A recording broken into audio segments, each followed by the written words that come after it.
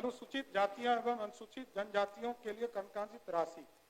अनुसूचित जनजाति एवं अनुसूचित जनजाति के पर व्यय होने वाली राशि की अलग से लघु शीर्ष में प्रदर्शित किया जाता है, ताकि उक्त राशि का व्यय अनुसूचित जनजाति एवं जनजाति के समुदाय के सीधे लाभ के लिए किया जा सके और राशि का व्यय अन्यत्र नहीं किया जा सके। वित्तीय वर्ष 2025-26 में अनुसूचित जातियों के लिए 19,648 करोड़ रुपया अनुमानित किया गया है। अनुसूचित जनजाति के लिए 1,735 करोड़ रुपया प्रावधान किया गया है। सर्वाधिक खर्च राज्य सरकार द्वारा 2025-26 में शिक्षा विभाग पर 60,964 करोड़ रुपया का व्यय करने की सरकार की योजना है। स्वास्थ्य विभाग पर सरकारी कर्मचारी के लिए 39 करोड़ रुपया दिया जाना है। सभा की कार्यवाही प्रारंभ की जाती है। अब वित्तीय कार्य लिए जाएंगे। प्रभारी मंत्री वित्त विभाग। अध्यक्ष महोदय, आपकी अनुमति से मैं वित्तीय वर्ष 2025-26 के लिए राज्य का वार्षिक आय व्यय बजट अनुमान सदन के समक्ष प्रस्तुत करता हूँ। महोदय, समृद्ध और सशक्त भारत निर्माण के लिए निर्धारित किए गए विजन 2047 के साथ साथ समृद्ध बिहार की परिकल्पना को साकार करने के हमारे प्रयासों को द्रुत गति प्रदान करने के उद्देश्य से आज मैं बिहार सरकार का बजट प्रस्तुत कर रहा हूँ। आप अवगत हैं कि वर्षों की अराजकता के बाद राज्य को विकास के पथ पर लाने के हेतु पिछले लगभग 2 दशकों से नीतीश सरकार ने सफलतापूर्वक प्रयास किया है। अध्यक्ष महोदय, आज बिहार के विकास के लिए हमारे प्रयासों को राज्य की जनता ने जन समर्थन देकर सराहा है। इसके लिए हम उनका अभिनंदन करते हैं। साथ ही हमें एहसास है कि हमारी सरकार द्वारा वर्षों से अथक प्रयास से तैयार किए गए राज्य के विकास के लिए जरूरी मजबूत ढांचा के आधार पर नए बिहार के निर्माण के लिए और अधिक प्रयास करने की जरूरत है। इसके लिए हमारे साथ आदरणीय प्रधानमंत्री श्री नरेंद्र मोदी जी का मार्गदर्शन और आदरणीय मुख्यमंत्री श्री नीतीश कुमार जी के कुशल नेतृत्व की शक्ति और दृष्टि है, जो हमारे लिए विकसित बिहार की कल्पना को साकार करने के लिए प्रेरणा का कार्य करती है।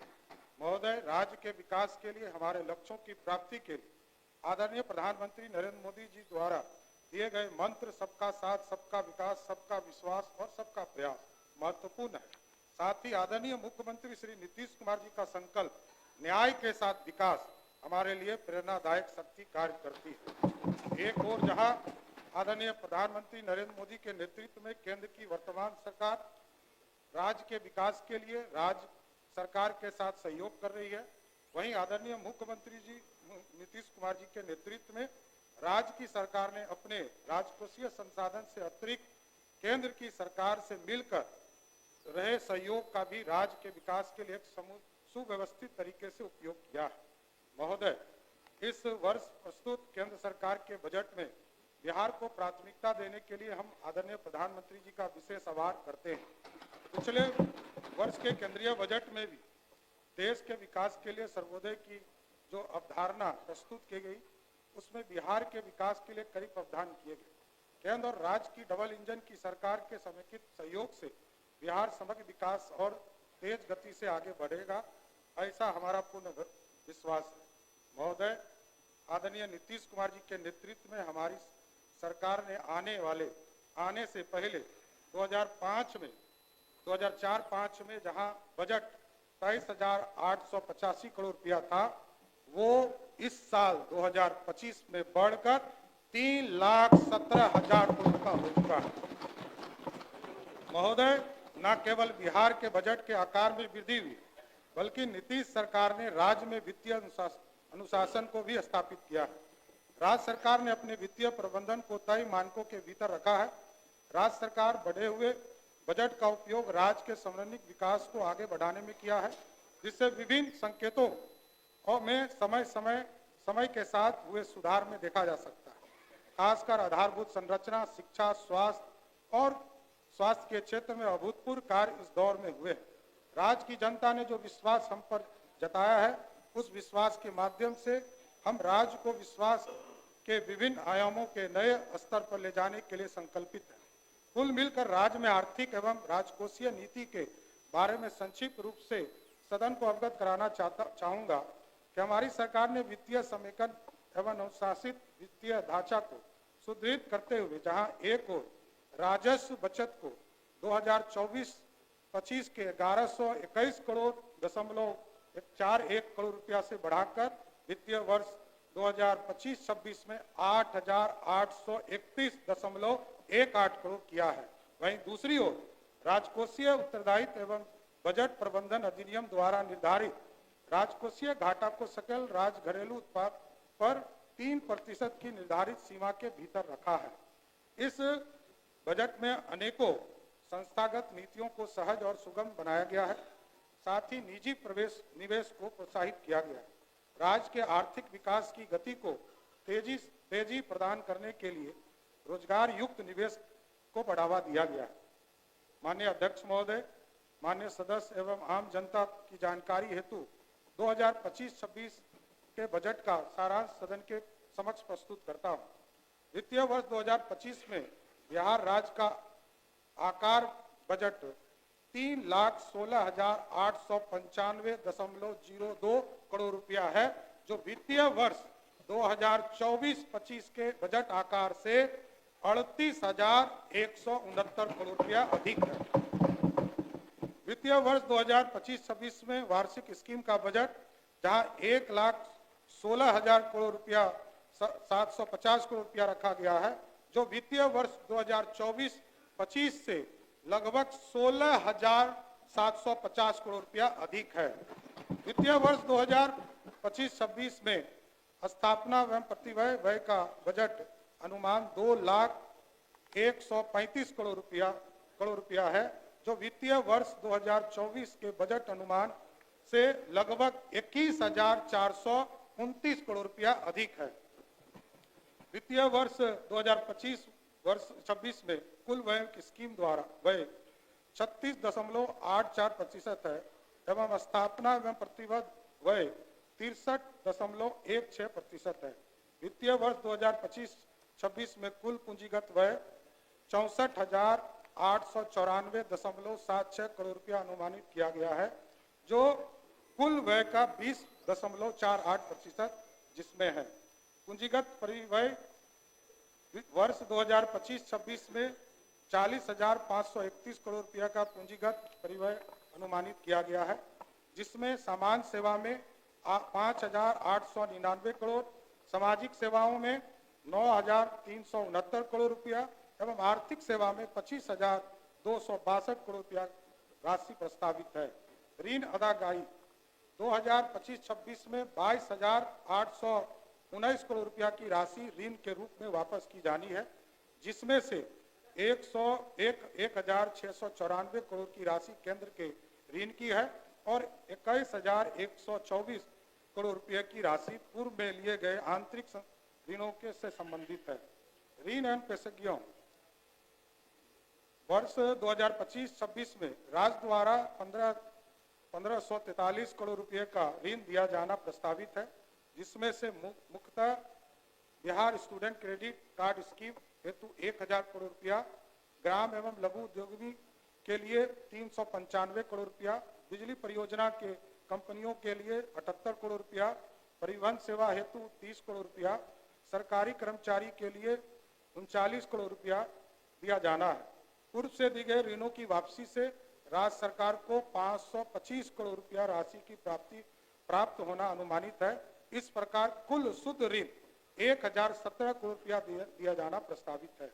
वित्तीय वर्ष 2025-26 में कुल राजस्व 2,52,000 करोड़ रुपया अनुमानित किया गया है, जो कुल व्यय का 79.52% एवं वित्तीय वर्ष 2024-25 के बजट के अनुमान से 26,323 करोड़ रुपया अधिक है।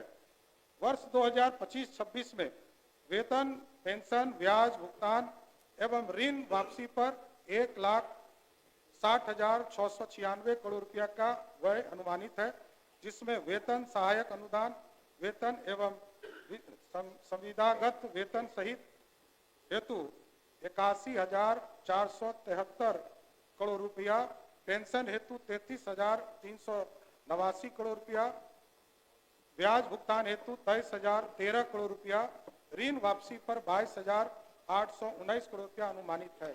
वित्तीय वर्ष 2025-26 के कुल राजस्व प्राप्ति 2,60,000 करोड़ रुपया अनुमानित है, जो पिछले वित्तीय वर्ष के 2024-25 के अनुमान के से 34,033 करोड़ रुपया अधिक है।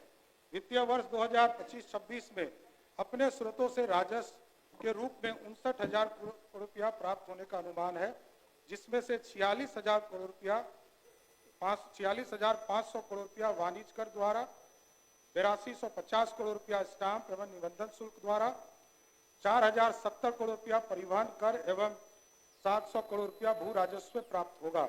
वित्तीय वर्ष 2025-26 में राज्य के अपने स्रोतों से गैर कर राजस्व के रूप में 8220 करोड़ रुपया प्राप्त होने का अनुमान है, जो वित्तीय वर्ष 2024-25 के अनुमान से के तुलना 7325 करोड़ रुपया की तुलना में 894 करोड़ रुपया अधिक है, जिसमें से खनन विभाग से 3850 करोड़ रुपया, ब्याज प्राप्तियों से 2474 करोड़ रुपया शामिल है। ऋण उगाही वित्तीय वर्ष 2025-26 में 55,737 करोड़ रुपया का ऋण लिया जाना प्रस्तावित है। राज्य के आंतरिक ऋण में भारतीय रिजर्व बैंक के माध्यम से बाजार ऋण 51,758 करोड़ रुपया, नबार्ड से 2500 करोड़ रुपया, राष्ट्रीय आवास बैंक से 200 करोड़ रुपया, भारतीय लघु उद्योग बैंक विकास बैंक से 200 करोड़ रुपया, वाई एजेंसी एवं एशियन डेवलपमेंट बैंक, विश्व बैंक इत्यादि से 1,079 करोड़ रुपया, कुल 55,737 करोड़ रुपया का सकल ऋण लिया जाना प्रस्तावित है। 15वें वित्त आयोग की अनुशंसा के आलोक में वित्तीय वर्ष 2025-26 हेतु निर्धारित 9204 करोड़ रुपया के अंतर्गत राज्य आपदा SDRF मद में 1721 करोड़ रुपया, पंचायती राज स्थायी निकाय के लिए 4,012 करोड़ रुपया एवं नगर निकाय के लिए 2160 करोड़ रुपया तथा स्वास्थ्य प्रक्षेत्रों के लिए 1311 करोड़ रुपया प्रस्तावित है। षष्ठम राज्य वित्त आयोग की अनुशंसा के आलोक में 2025-26 में स्थानीय निकायों को 7,818 करोड़ रुपया का अनुदान प्रस्तावित है, जिसमें 4667 करोड़ रुपया रेगुलेशन के रूप में तथा 3151 करोड़ रुपया अनुदान के रूप में प्रस्तावित है। 7818 करोड़ रुपया में पंचायती राज संस्थानों को 5,082 करोड़ रुपया तथा शहरी निकाय को 2736 करोड़ रुपया प्रस्तावित है। वर्ष 2025-26 में राजस्व अधिशेष 68,831 करोड़ रुपया अनुमानित है। वित्तीय वर्ष 2025-26 में 32,718 करोड़ रुपया राजकोषीय घाटा रहने का अनुमान है, जो सकल राज्य घरेलू उत्पाद 10,97,264 करोड़ रुपया का मात्र 2.98% है, जो राष्ट्रीय स्तर पर केंद्र के द्वारा तय किया गया है।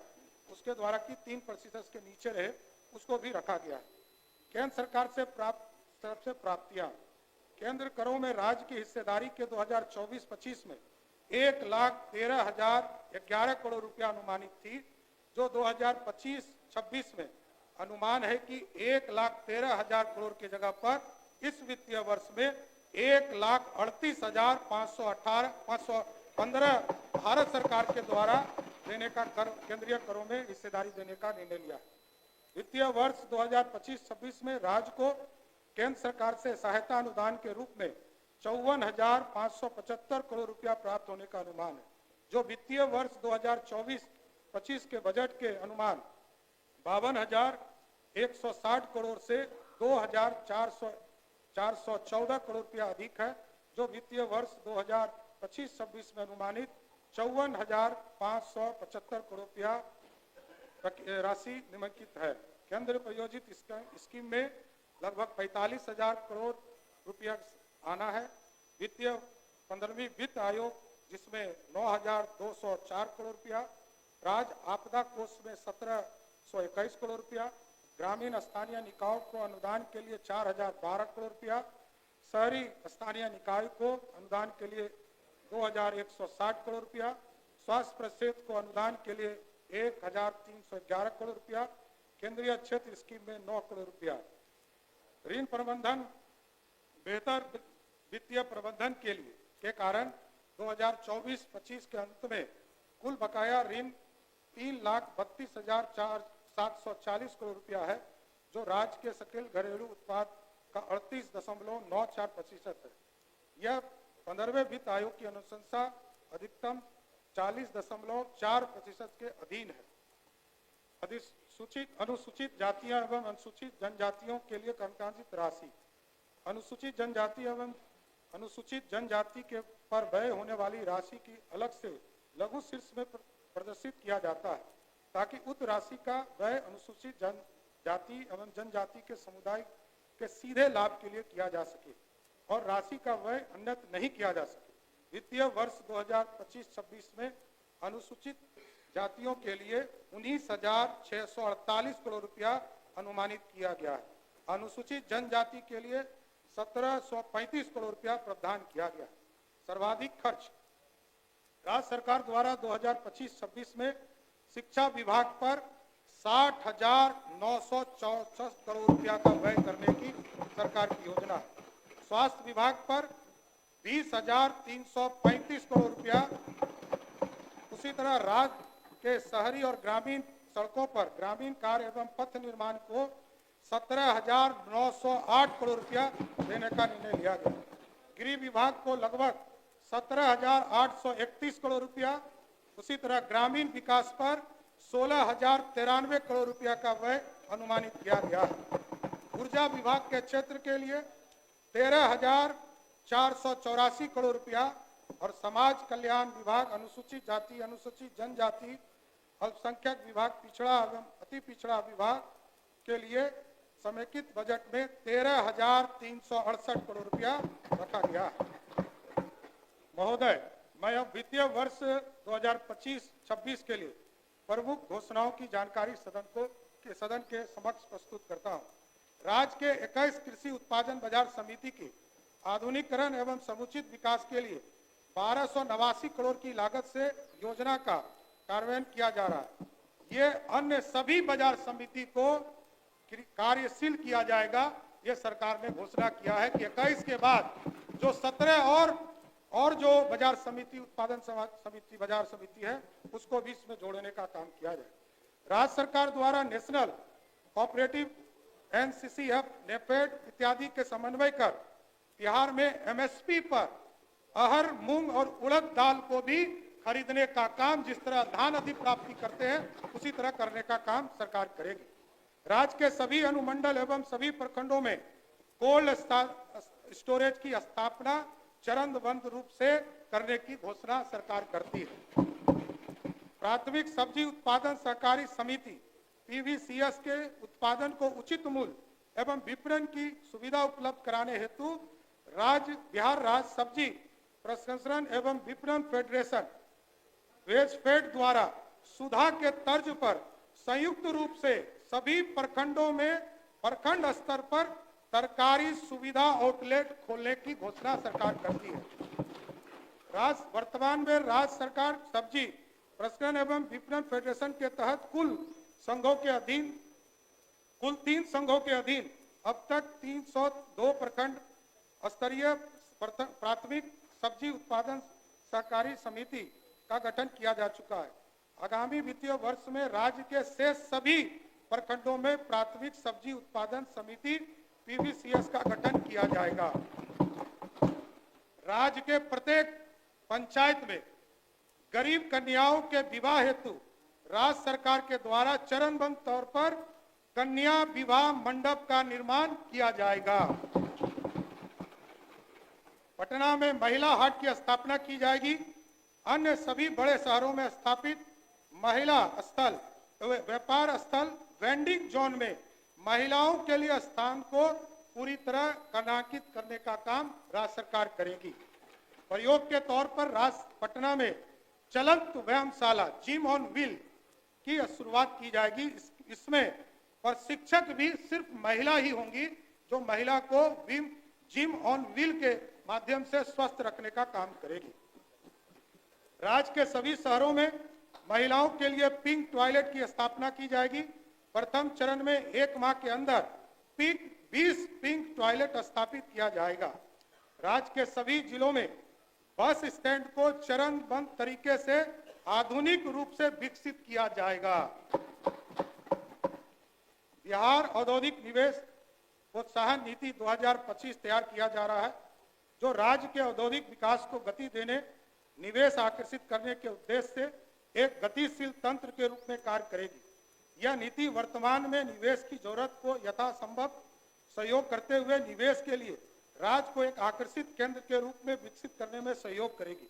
इसका लाभ राज्य में आर्थिक विकास के लिए विकास के साथ साथ रोजगार सृजन के रूप में होगा। अस्थायी और वैकल्पिक ईंधन के उपयोग के लिए प्रोत्साहित करके राज्य के प्राकृतिक संसाधनों का अधिकतम मूल्यवर्धन एवं रोजगार सृजन हेतु बिहार बायोफ्यूल्स उत्पादन प्रोत्साहन नीति 2025 लागू की जाएगी। पर्यावरण चुनौती एवं नवीकरण ऊर्जा विकल्प की बाजार में मांग के कारण निजी कंपनी तेजी एवं तेल विपणन कंपनियों द्वारा राज्य में कंप्रेस बायोगैस इकाई की स्थापना की जाएगी। यह हमारी ऊर्जा जरूरतों एवं स्थानीय स्तर पर पर्यावरण को बिना प्रभावित किए हुए स्वच्छ स्रोतों से पूर्ण करने में सहयोग करेगी।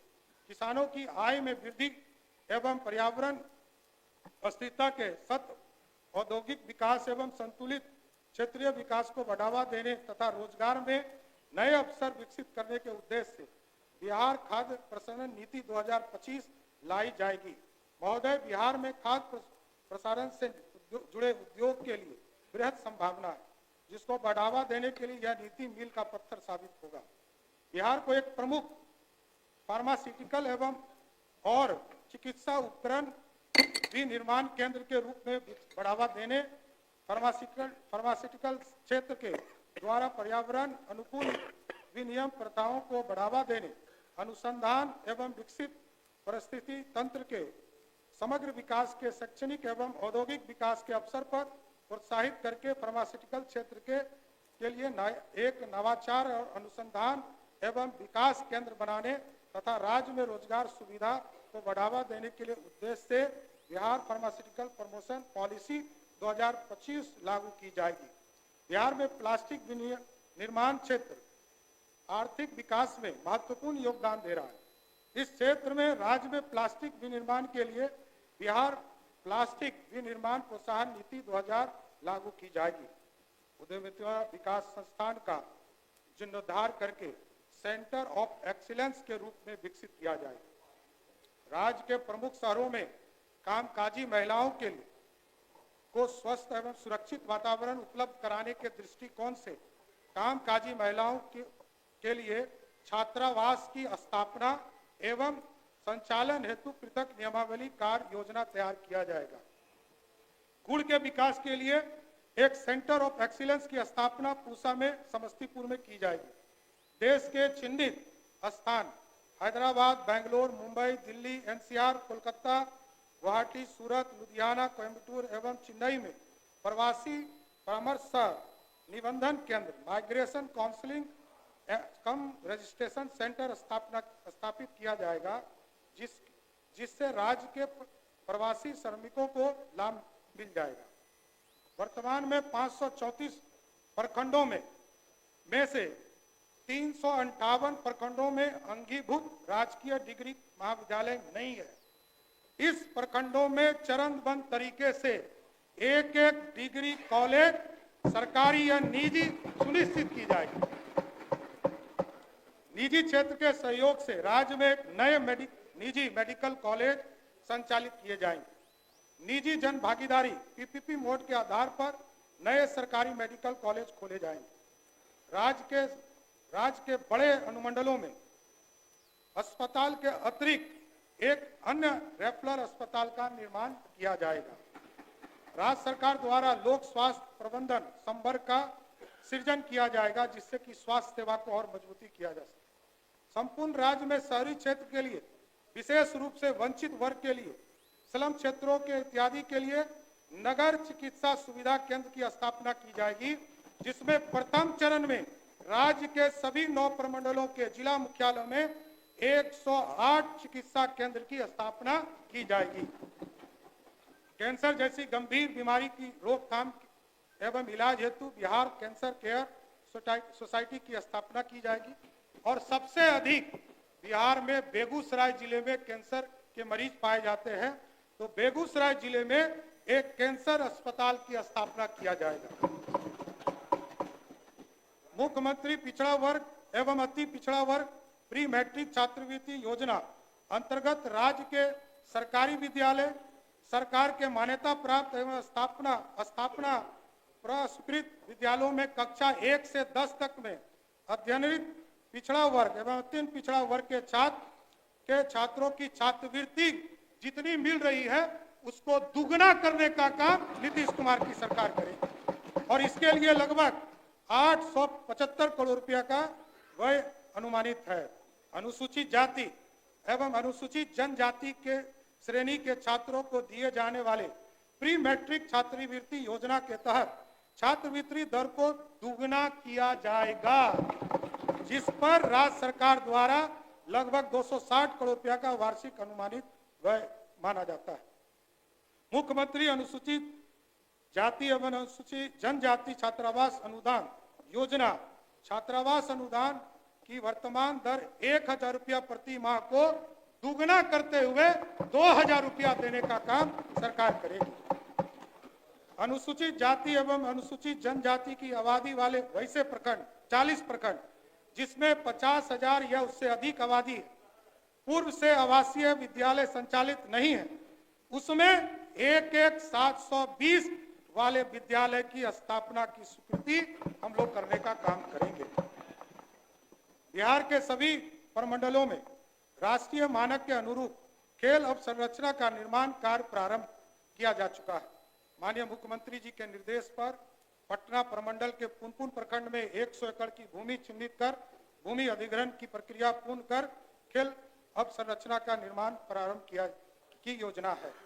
प्रत्येक प्रखंड में मुख्यमंत्री जी ने पहले से ही घोषणा किया है कि प्रत्येक प्रखंड में जो बचे हुए जितने प्रखंड हैं जिसमें आउटडोर स्टेडियम नहीं है उसको इसी वित्तीय वर्ष में स्वीकृत करने का काम राज्य की सरकार करेगी। स्टेट डाटा सेंटर 2.0 की कंप्यूटिंग एंड स्टोरिंग क्षमता को बढ़ाते हुए फेज 2 की योजना बनाई गई, जिसके तहत आगे आने वाले वर्षों में 50 से 500 से अधिक वेबसाइट पोर्टल एप्लीकेशन होस्ट किए जा सकेंगे। किसी भी प्रकार के साइबर अटैक, प्राकृतिक आपदा की स्थिति में राज्य सरकार की महत्वपूर्ण गतिविधियां अवरुद्ध नहीं हो, इसके लिए डाटा सेंटर हेतु रिकवरी सेवाएं होना आवश्यक है। इसके लिए disaster recovery D R and business community for Bihar state data centre परियोजना का क्रियान्वयन किया जाएगा।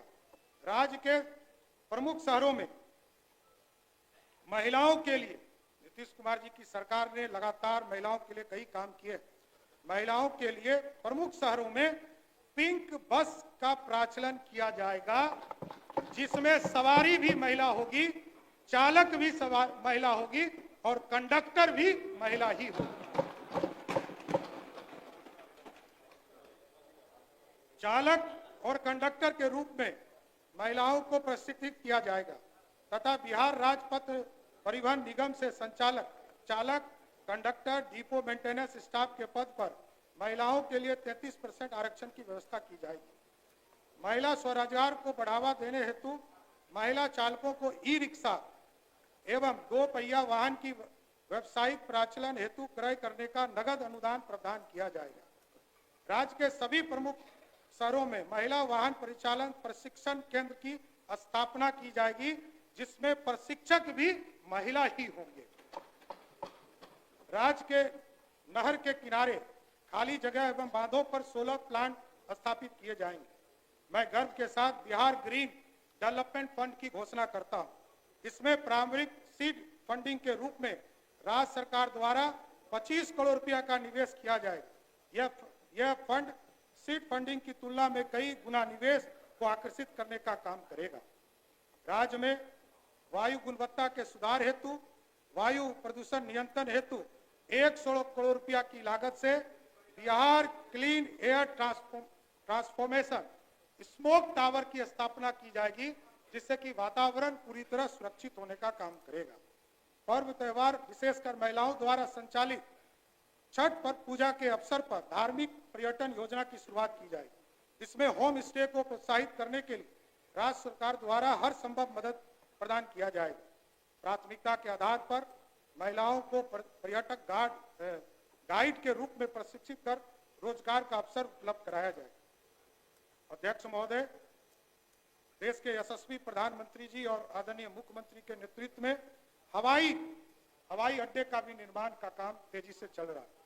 अभी कुछ ही दिन पहले यह तय हुआ है कि पूर्णिया हवाई अड्डे का निर्माण शीघ्र चालू करने का काम किया जाएगा और अगले 3 महीने में वहां से हवाई जहाज उड़ेगा, यह जरूर सुनिश्चित करने का काम करेगा। और इसके साथ साथ आदरणीय मुख्यमंत्री जी के आग्रह पर देश की सरकार ने तय किया है, बिहार की सरकार ने राजगीर में सुल्तानगंज के भागलपुर जिले में सुल्तानगंज में और रक्सौल में ग्रीन फील्ड एयरपोर्ट बनाने का निर्णय लिया है साथियों। इसके साथ साथ इसी तरह छोटे हवाई जहाज के लिए वाल्मीकि नगर, भागलपुर, बीरपुर, मधुबनी, मुंगेर, सहरसा और मुजफ्फरपुर में हवाई का सेवा शुरू करने का काम भारत की सरकार, राज्य सरकार करेगी मिलकर।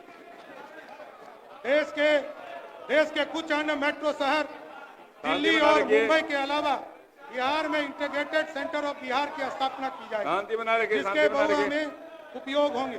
बिहार की पारंपरिक शिल्प, हस्तकला इत्यादि एवं का प्रचार होगा। बिहार की लोक कला एवं संस्कृति के प्रसार के लिए संस्कृति एवं पर्वों एवं त्योहार का आयोजन किया जाएगा। बिहारी खाद्य व्यंजन का प्रचार प्रसार होगा। बिहार में निवेश हेतु इन्वेस्टमेंट प्रमोशन सेल का कार्यालय होगा। बिहार फाउंडेशन का कार्यालय होगा।